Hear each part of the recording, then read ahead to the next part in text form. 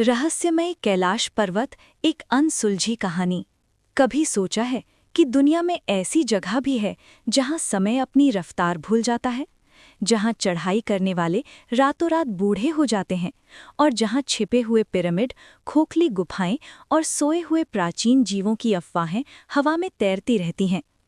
ये है माउंट कैलाश, पृथ्वी का सबसे अछूता पर्वत, जो तिब्बत की ऊंचाइयों में खड़ा है, मानो स्वर्ग और नर्क के बीच का द्वार हो। 4 धर्मों की पूजा का केंद्र, लेकिन आज तक कोई इंसान इसकी चोटी पर पैर नहीं रख सका। आइए इस रहस्य पर एक कहानी सुनाते हैं। एक ऐसी कहानी जहां मिथक, विश्वास और विज्ञान आपस में टकराते हैं। कहानी शुरू होती है एक छोटे से गांव से, जो कैलाश की तलहटी में बसा है।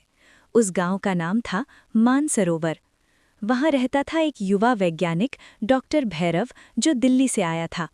भैरव को विज्ञान पर भरोसा था, लेकिन उसके दिल में कैलाश के रहस्यों की गहरी जिज्ञासा भी थी। उसने सुना था कि हिंदू धर्म में कैलाश को भगवान शिव का निवास माना जाता है, जहां पार्वती के साथ वे ध्यान मग्न रहते हैं।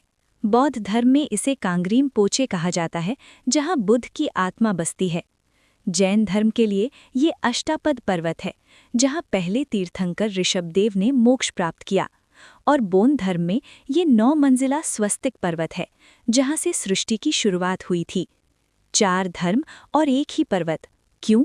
क्योंकि कैलाश को धरती का केंद्र माना जाता है, जहां से 4 महान नदियां निकलती हैं: सिंधु, ब्रह्मपुत्र, सतलुज और करनाली।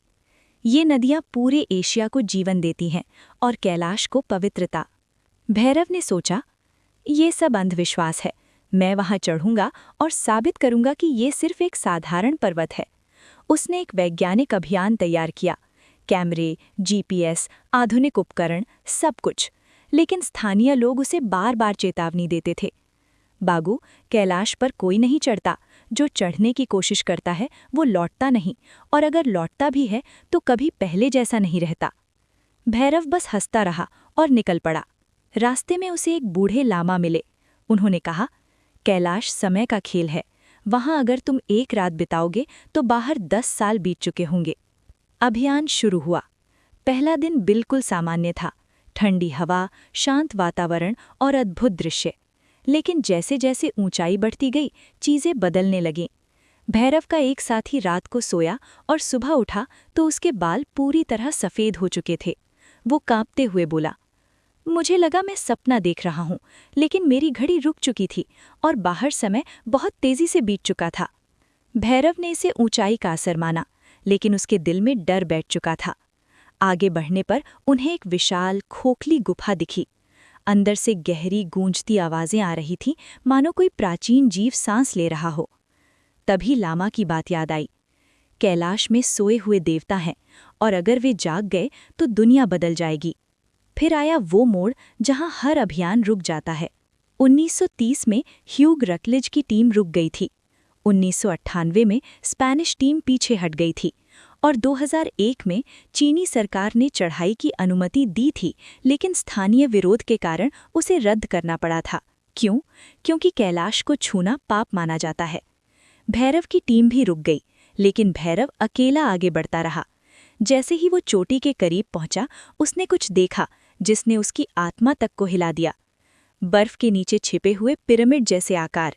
ऐसा लग रहा था मानो वे किसी प्राचीन सभ्यता या शायद एलियन तकनीक के अवशेष हों। हवा में अजीब कंपन था, जैसे समय थम सा गया था।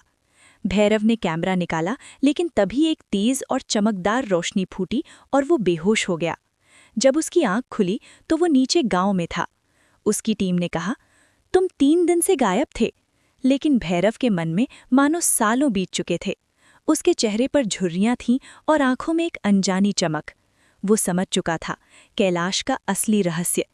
पिरामिड शायद प्राचीन यंत्र थे जो समय को मोड़ सकते थे, और गुफा में सोए हुए जीव शायद शिव की ऊर्जा या किसी दिव्य शक्ति का रूप थे। भैरव लौट आया, लेकिन वो पहले जैसा नहीं रहा। अब वो कहता है, कैलाश चढ़ने की जगह नहीं, समझने की जगह है। 4 धर्म इसे इसलिए पूछते हैं क्योंकि ये हमें याद दिलाता है कि कुछ रहस्य अनसुलझे ही रहने चाहिए, और इस तरह मिथक, विश्वास और विज्ञान आपस में टकराए। कैलाश आज भी वहीं खड़ा है, अछूता, रहस्यमयी और रहस्य से भरा हुआ। अब सवाल आपसे है, क्या आप कैलाश पर चढ़ेंगे या सिर्फ श्रद्धा से उसे निहारेंगे? सोचिए। अगर आपको ये वीडियो अच्छा लगा हो तो एक लाइक, शेयर और कमेंट ज़रूर करें। और अगर आप चैनल पर नए हैं तो सब्सक्राइब करना ना भूलें। धन्यवाद।